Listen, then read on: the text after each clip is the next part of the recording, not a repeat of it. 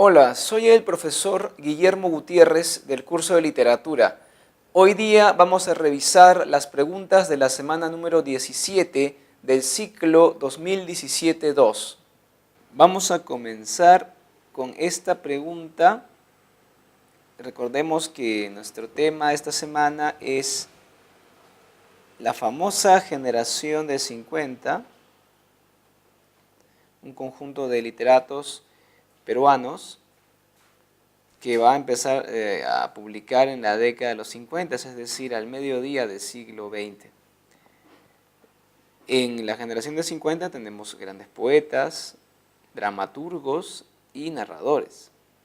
Entonces, en nuestro avance vamos a estudiar hoy día la literatura de Ribeiro, que es uno de los cuentistas más destacados de la generación de 50, y la poesía de Blanca Varela, una poeta que es asumida junto con Eduardo Eyerson, Jorge Eduardo Eyerson, una de las más representativas de esta generación de 50.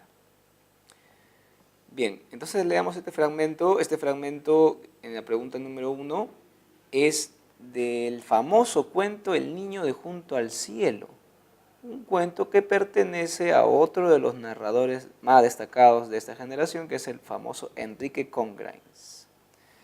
Congrains es un autor que publicó algunos cuentos, unas novelas, que fue el que inició el neorrealismo en nuestra literatura peruana, una de las vertientes principales de la narrativa de la generación del 50.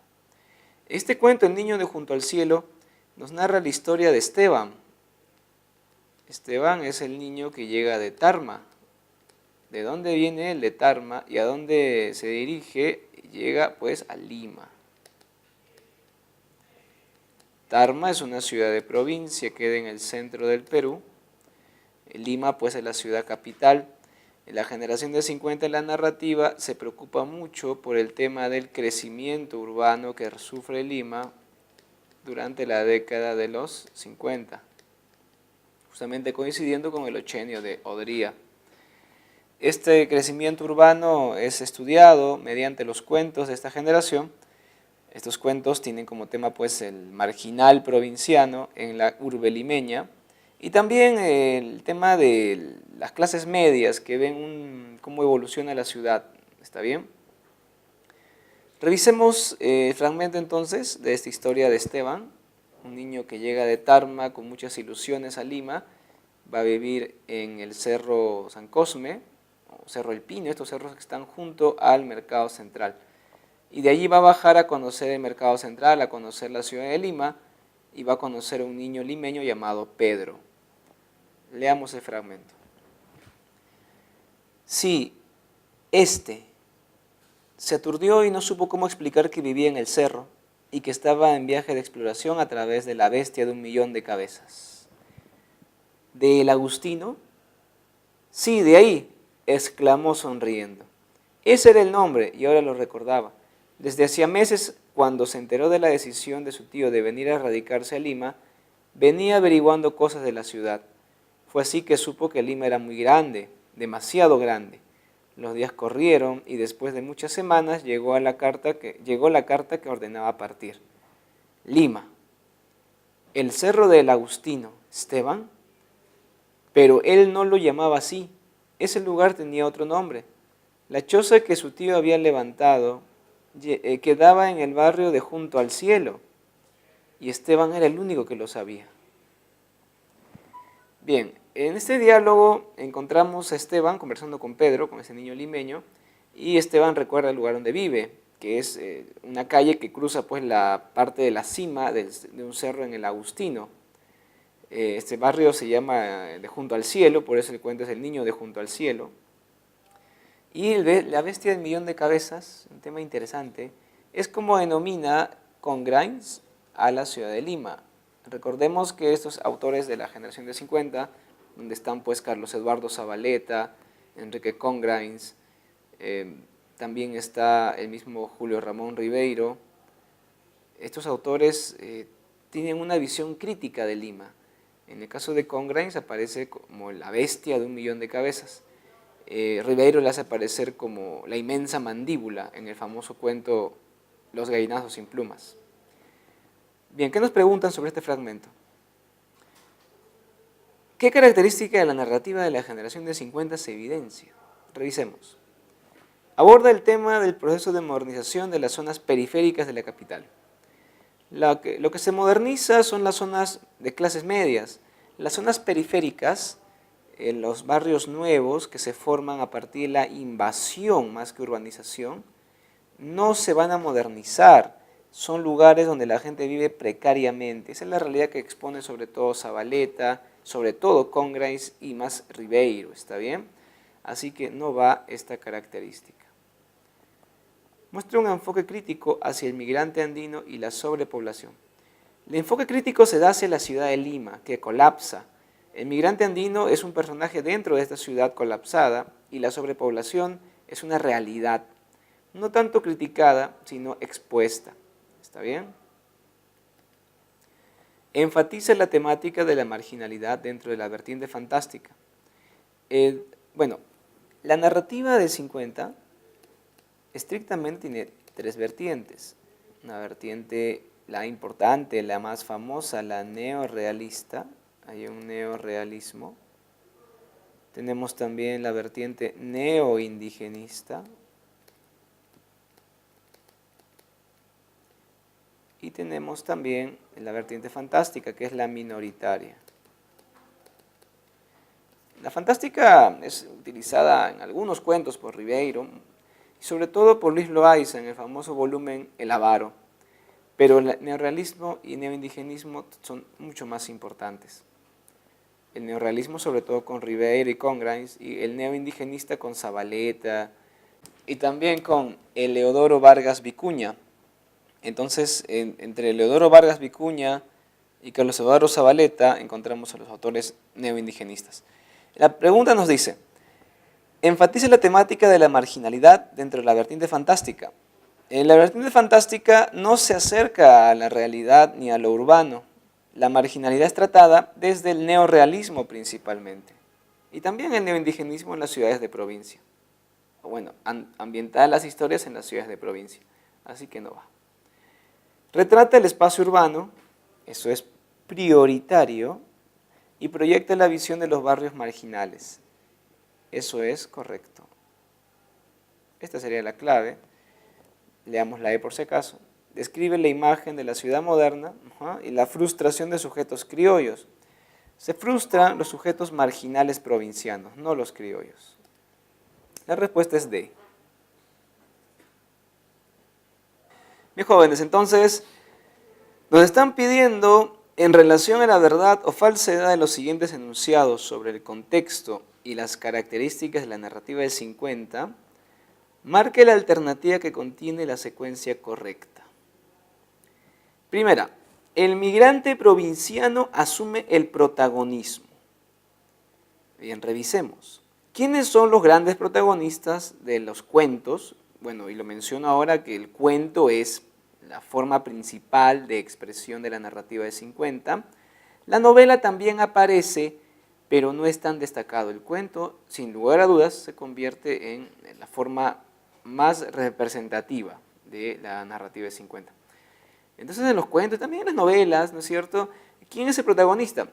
Normalmente son personajes de clase media que están viviendo la transformación urbana, la modernización de la ciudad en esas zonas de las clases medias, pero en un gran porcentaje de estos cuentos, sobre todo en el neorrealismo, el migrante provinciano es el protagonista, el que él sufre las frustraciones, vive una vida difícil, es marginado desde su condición de migrante. Así que el migrante provinciano sí podemos decir que asume un protagonismo en muchas de estos cuentos y novelas. La explosión demográfica da origen a las barriadas. ¿Qué es la explosión demográfica? La explosión demográfica es, como conocemos, al hecho de que una población aumente de manera explosiva, es decir, que aumente de manera rápida, que no se espera que la gente nazca y crezca, sino que migren. La migración es una realidad que el Perú conoce muy bien, dado que muchos peruanos tienen que emigrar al extranjero a buscar trabajo o a estudiar. Entonces, hay una costumbre de nosotros de ver el crecimiento o la disminución de la población de manera drástica. En Lima ha habido un crecimiento inmenso de la población a mediados del siglo XX, en la década de los 50. Muchos opinan que la actitud de Odría, del presidente dictador militar de la época, fue parte pues, de esta explosión demográfica porque él promovió el centralismo. Él, con su famosa frase salud, educación y trabajo, comenzó a desarrollar grandes proyectos aquí en la ciudad de Lima, y eso atrajo ingentes masas humanas de todo el resto del Perú. Así, las zonas marginales de la ciudad van a crecer de manera desmesurada y caótica, y ahí se dan las barriadas. Entonces la explosión demográfica da origen a las barriadas, y es una realidad que los autores de 50 exponen en su narrativa. Bien, la siguiente. Se expone una mirada idealizada de la urbe moderna. Bueno, ya lo dijimos hace un momento. ¿Qué tipo de mirada se da? Es una mirada crítica. Se ve a la urbe como un monstruo o una mandíbula que te va a comer. El neorrealismo es una línea temática desarrollada. Hemos visto que sí. La respuesta es C. Algunos alumnos preguntan qué es el neorrealismo. ¿Está bien?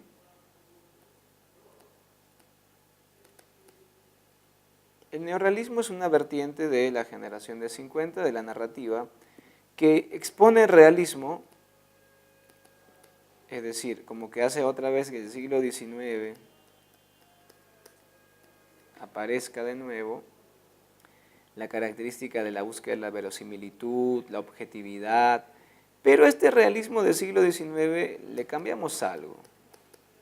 El neorrealismo, ¿está bien?, tiene algo de la búsqueda de la empatía en el lector. En otras palabras, se trata de que el lector se conmueva ante los hechos narrados. Esa sería una característica.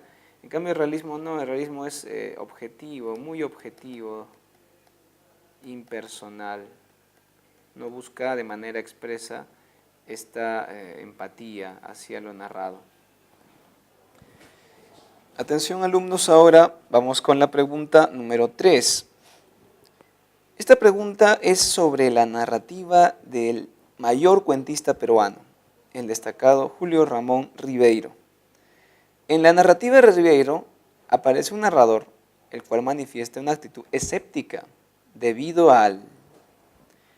Actitud escéptica, estudiantes, se debe entender como la actitud que tenemos cuando no creemos en algo. Una actitud descreída, descreimiento. ¿Qué quiere decir? Que podemos narrar una historia, explicar una situación, y nuestra actitud hacia esta situación es: así es, ahora y seguirá, o no va a cambiar nada, o va a ir de mal en peor. No es una actitud fraterna o una actitud esperanzadora, es más bien una actitud desesperanzadora. Bien, el narrador que tiene Ribeiro en sus cuentos y sus novelas también, en los pocos casos que escribió novela, es un narrador con una actitud descreída, desesperanzada frente a lo narrado, debido a, veamos, enfrentamiento entre lo oficial y lo marginal. Bueno, es una característica de la narrativa de Ribeiro, que se enfrenta lo oficial y lo marginal, o sea, la gente que vive en edificios, casas, paga impuestos, trabaja en oficinas, versus la gente que vive recogiendo basura o reciclando botellas o trabajando en subempleo o está en la delincuencia a veces. Esos son los marginales. Pero la actitud escéptica no se produce por eso. No se expone ahí una actitud escéptica, es una descripción de la realidad de la urbe limeña. El proceso de integración de los migrantes. Los migrantes son marginados, el proceso de integración es casi nulo en esta narrativa, o que se expone en esa narrativa. Fracaso de los personajes frente a la vida. Bueno, Ribeiro al principio solamente desaparecen personajes migrantes que fracasaban, Luego, en toda su narrativa, porque Rivero escribió muchos cuentos a lo largo de toda su vida, siempre aparecen personajes fracasados, sean de la clase social que sean, y fracasan frente a la vida. Así que esa actitud escéptica, descreída, es del personaje que siempre está fracasando y que nunca triunfa. Esta sería la opción. Pero leamos las demás por si acaso. Proceder de los expoliados de la clase alta. Esto es una situación que ocurre rara vez y su proceder no es, digamos, el narrador es el que se pone escéptico, no los personajes. Entorno social contextualizado en el relato. Esto es muy vago. Marcamos entonces la C. Bien, estudiantes, vamos ahora con la pregunta número 4. ¿Es de verdadero o falso sobre este cuento Los gallinazos sin plumas? Un clásico de Julio Ramón Ribeiro. Recordemos que en este cuento, Efraín y Enrique son dos niños de origen provinciano que viven en un corralón, una zona invadida por gente marginal, con su abuelo, que es un hombre muy malo, que los explota para alimentar a un cerdo, que es la esperanza del desarrollo económico de esta familia disfuncional. Finalmente, esta historia expone el fracaso de este proyecto y cómo tanto Efraín como Enrique deben huir, ya dañados, disminuidos físicamente inclusive, deben huir del corralón a una ciudad que se abre ante ellos como una inmensa mandíbula. Revisemos los enunciados. Efraín y Enrique viven en un corralón con su abuelo Pascual. Todo está muy bien, pero el abuelo no se llama Pascual, el abuelo se llama Don Santos, ¿está bien? Don Santos. Así que no va esta opción. Los niños y el abuelo recogen basura para alimentar al cerdo. En este caso, el abuelo alguna vez fue a recoger la basura porque los niños estaban muy enfermos, pero no recogió nada porque no tenía la agilidad de un señor que tenía una pierna de palo. Nunca recogió basura para alimentar al cerdo, a pesar de que tuvo la intención alguna vez. Los que recogen basura efectivamente y lo hacen desde el inicio hasta el final de la historia son los niños. Así que el abuelo nunca llega a recoger basura efectivamente. Enrique golpea a Don Santos, quien cae dentro de Chiquero. Bueno, en este caso tenemos que ver el final de la obra. Está muy enfermo Efraín, tiene un pie infectado con una herida que se hizo en el muladar, en un vidrio, en el pie. Y Enrique tiene graves problemas con una infección respiratoria aguda. A pesar de esto, Enrique va a traer la comida del cerdo, así enfermo, dejando a su hermano en cama al cuidado de Pedro, un perro que era la mascota de los chicos. Cuando él vuelve, encuentra que Pedro está siendo devorado por Pascual, Don Santos lo ha matado y le ha entregado el cuerpo, pues el cuerpo del perro muerto, al cerdo para que lo devore. Es ahí que Enrique golpea a Don Santos con la vara del abuelo y él cae al chiquero de espaldas, aparentemente fracturándose la espalda, imposibilitado de defenderse de los ataques del cerdo que pronto lo va a devorar. O al menos eso insinúa el final del cuento, que es devorado por Pascual. Entonces sí golpea a Don Santos y cae dentro de Chiquero el abuelo. Al final los nietos huyen del corralón y arrumban hacia la urbe que se abre ante ellos como una inmensa mandíbula, como habíamos dicho. Debo indicar que el cerdo, este cerdo llamado Pascual, es un personaje que representa mucho en la obra. Él, en un principio, representa algo así como la alcancía. Ahí van a colocar sus ahorros, sus esperanzas, ¿no es cierto?, de desarrollo económico. Pero luego el cerdo cambia, evoluciona, ¿no es cierto? Eso lo podemos ver en la parte final de la obra, cuando se vuelve un monstruo que devora a los marginales. Este monstruo, este cerdo, de alguna manera alegoriza la ciudad de Lima, que primero explota a los migrantes y luego los va inclusive a devorar. ¿Está bien? Esta es una gran alegoría de la urbe limeña. La opción, como ya han comprobado, es la A. Bien, jóvenes. Vamos ahora con un fragmento de los gallinazos sin plumas. Este fragmento corresponde al momento en que los niños son obligados por Don Santos a ir hasta el muladar a procurar alimentos para el cerdo pascual. El muladar es un acantilado donde se vierte toda la basura de Lima, bueno, en una época extremadamente descuidada en el aspecto ecológico. Es una playa, un acantilado y termina en una playa y ahí está toda la basura de Lima. Y los niños deben bajar hasta allí a traer alimento para el cerdo, que son desperdicios. Revisemos la descripción. Visto desde el malecón, el muladar formaba una especie de acantilado oscuro y humeante, donde los gallinazos y los perros se desplazaban como hormigas. Desde lejos, los muchachos arrojaron piedras para espantar a sus enemigos. El perro se retiró aullando. Cuando estuvieron cerca, sintieron un olor nauseabundo que penetró hasta sus pulmones.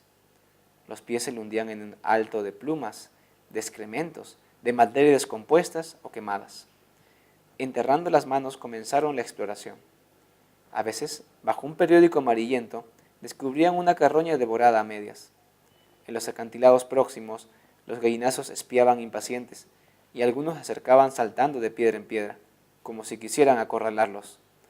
Efraín gritaba para intimidarlos y sus gritos resonaban en el desfiladero y hacían desprenderse guijarros que rodaban hacia el mar. Después de una hora de trabajo, regresaron al corralón con los cubos llenos.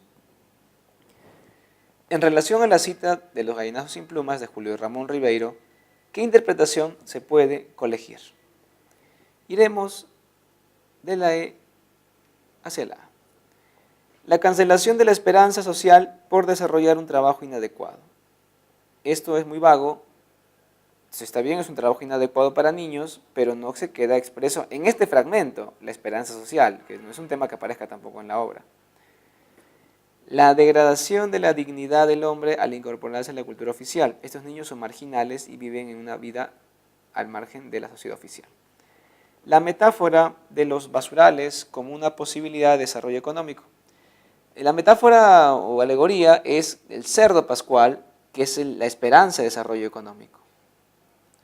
La vida miserable de algunos en los basurales por cuestiones económicas. Estos algunos son los marginales de origen provinciano. La marginación que sufren los migrantes que huyen de la periferia de la urbe.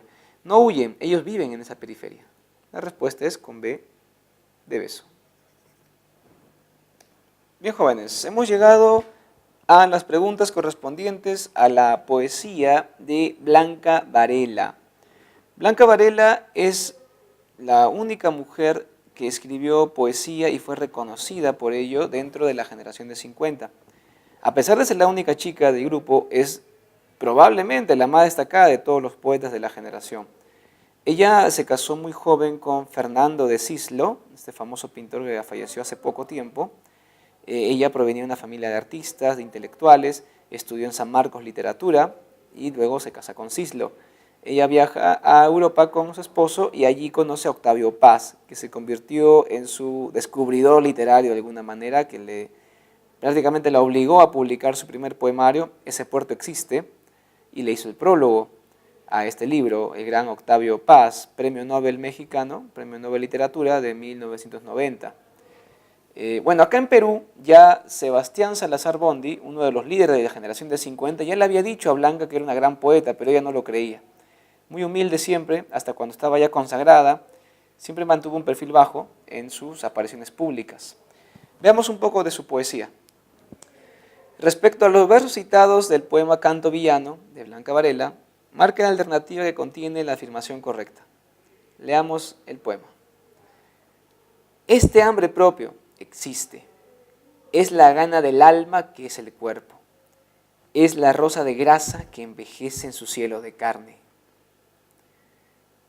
Expone una visión erótica del cuerpo femenino. Bueno, no se ve mucho eso, ¿no? Erótica no. Aparece el cuerpo femenino, pero no eróticamente. El cuerpo aparece como un espacio de resistencia. No lo encontramos. El alma es corporizada y el cuerpo espiritualizado. Interesante, revisemos. Este hambre propio existe, es la gana del alma, que es el cuerpo. Entonces, el cuerpo y el alma son intercambiados aquí. Es la rosa de grasa que envejece en su cielo de carne. El cielo se supone que es algo abstracto, incorpóreo, y carne es algo, pues, estamos hechos de carne, ¿no es cierto? La rosa, que es el sinónimo de la belleza, la elegancia, la delicadeza femenina, y de grasa, pues, un elemento desagradable, que está asociado, pues, con la mala salud, o lo feo, etc. Sí, pues, encontramos estos oxímorons, estas contraposiciones juntas. El alma es corporizada y el cuerpo espiritualizado. La mujer indaga su yo al explorar su cuerpo. Bueno, se encuentra una exploración ahí. Cuestiona el orden patriarcal a partir del cuerpo. Eso lo hace Blanca Varela en su poesía, pero en este fragmento no aparece eso. Bien, jóvenes, estamos viendo entonces que el alma es corporizada y el cuerpo espiritualizado. Esto mediante rosa de grasa, cielo de carne, es la gana del alma, que es el cuerpo. Estamos viendo los intercambios y utilizando mucho el oxímoron. El oxímoron es cuando nosotros colocamos dos palabras que se contraponen. Normalmente un sustantivo con un adjetivo que lo contradice. Rosa de grasa, por ejemplo, la rosa es delicada, la grasa es desagradable, fea, atroz. Cielo se supone que es incorpóreo, maravilloso, y carne es algo material, tan humano, ¿está bien? Tan corpóreo. Así que el alma corporizada y el cuerpo espiritualizado, típico contraste de los oxímoron que utiliza Blanca Varela normalmente en su poesía. El oxímoron, jóvenes, se escribe así, es una figura literaria, ¿está bien? No lo hemos estudiado antes, pero ahora con Blanca Varela es hora de aprender un poco de él.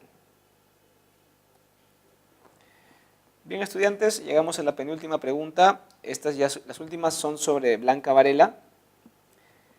El título del poemario de Blanca Varela, Canto Villano, el título es Canto Villano, estudiantes, lo estamos subrayando, ¿está bien? Refiere un oxímoron, y acabamos de hablar del oxímoron. Figura literaria que consiste en complementar una palabra con otra que tiene un significado contradictorio u opuesto. El adjetivo villano sirve para calificar algo como grosero, impropio, rústico, no tamizado por las reglas de la urbanidad. Por otro lado, un canto es afinado, expresa una intensidad emocional. Bueno, la palabra villano proviene de la Edad Media. Las villas eran de las que vivían los plebeyos y normalmente era gente que no accedía a la educación, comparado con las cortes o los castillos. Por lo tanto, villano tiene sentido de popular, falto de modales, vasto. Canto, como se indica, es la belleza en la voz, la sensibilidad, ¿no es cierto?, una intensidad emocional. Con respecto al anterior comentario, se puede afirmar que el título del libro mencionado sugiere que, a ver, este oxímoron que encontramos en Canto Villano, lo atroz de la vida carcome el orden. No se encuentra eso en esa explicación. La brutalidad cuestiona la civilización. Eso suena interesante, ¿eh? El desaliento se opone a la esperanza. No aparece eso. Lo vandálico destruye la delicadeza. Podría ser. De lo burdo puede surgir la armonía. También puede ser. Estamos viendo una pregunta muy interesante, estudiantes, porque tenemos tres posibilidades. Vamos a tener que tamizar, vamos a tener que cernir cuál de ellas es. Bien, veamos. Con respecto al anterior comentario, se puede afirmar que el título del libro mencionado sugiere que, bien, el título es Canto Villano. Ya sabemos que es un oxímoron, que es una figura literaria que consiste en contraponer normalmente un sustantivo y un adjetivo. Por ejemplo, cerdo grácil, no sé, grácil es elegante, y un cerdo normalmente es tosco, torpe, no tiene las formas gráciles. ¿Está bien? O tal vez luminosa cueva. Una cueva normalmente es oscura y luminosa pues no es. Es un adjetivo que no va. Muy bien, entonces ya sabemos qué es un oxímoron y ya sabemos que Canto Villano, el título de un poemario de Blanca Varela, es un oxímoron. Ahora revisemos las opciones. La brutalidad cuestiona la civilización. En el caso de la brutalidad, no se está mencionando villano como lo brutal, la fuerza incontenible, sino como lo de mal gusto, digamos, lo que le falta delicadeza, afinación. Así que la brutalidad está relacionada con la falta de educación, pero villano no refiere directamente a brutalidad. Lo vandálico destruye la delicadeza. Si fuera así, los poemas de Blanca Varela serían grafitis o llenas de improperios, y no es así. La poesía de ella es muy equilibrada, muy elegante, bastante de poesía breve, sencilla, pero la sencillez elegante que tiene Blanca Varela. Así que lo vandálico no destruye la delicadeza.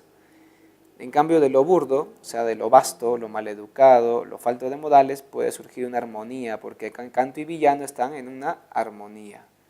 Sí, y justamente esa es la armonía que busca la poesía de Blanca Varela.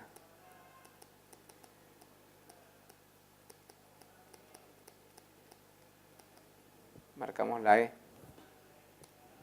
Bien, jóvenes, hemos llegado a la última pregunta. Tenemos un poema de canto villano, famoso poemario de Blanca Varela. El poema es Va Eva. ¿Qué rasgo temático se puede identificar?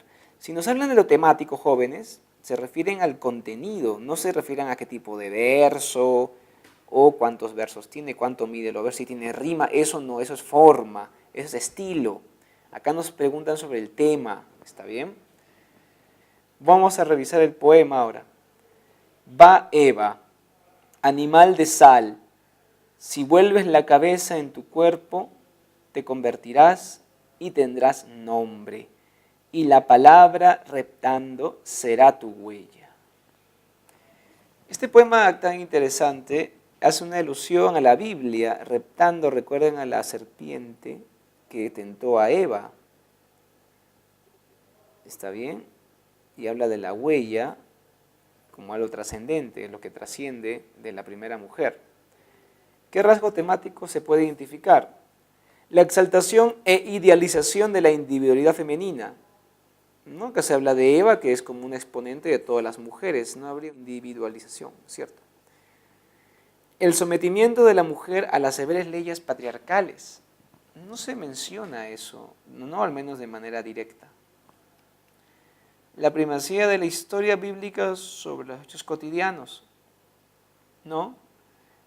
Aquí no se insinúa que la historia bíblica supere a los hechos cotidianos, más bien ella es una poeta de lo cotidiano. Ella escribe sobre el tema que está almorzando, está cocinando, y a partir de esa experiencia, matando moscas, está en la sala, y a partir de esa experiencia ella escribe su poesía. Así que para ella nunca lo bíblico o lo ortodoxo va a ser más importante que lo cotidiano, y en estos versos tampoco aparece esa idea. Tratamiento irónico sobre la desobediencia de la mujer. Qué interesante. Dice, animal de sal, si vuelves la cabeza en tu cuerpo te convertirás y tendrás nombre, y la palabra retorno será tu huella. Acá hay una alusión al pecado de Eva, este pecado en el que la serpiente va a ser la protagonista junto con ella del pecado original de la humanidad, ¿no? Porque tienta a Adán, etc. Y esto es tratado irónicamente al mencionar que Eva tiene sentido, adquiere una importancia en la historia a partir de su desobediencia, a partir de su pecado. Y sí sería una clave, porque en la E dice el culto descomunal a las sagradas referencias bíblicas. No, ella no trata eso de manera respetuosa, más bien irónicamente nos habla de Eva y el pecado original. La D sería la clave en la 8. Bien, jóvenes, hemos llegado hasta este punto y hemos solucionado los 8 ejercicios de la semana número 17 de este ciclo 2017-2. Espero sus dudas, sus incertidumbres en los comentarios en el video que se va a publicar.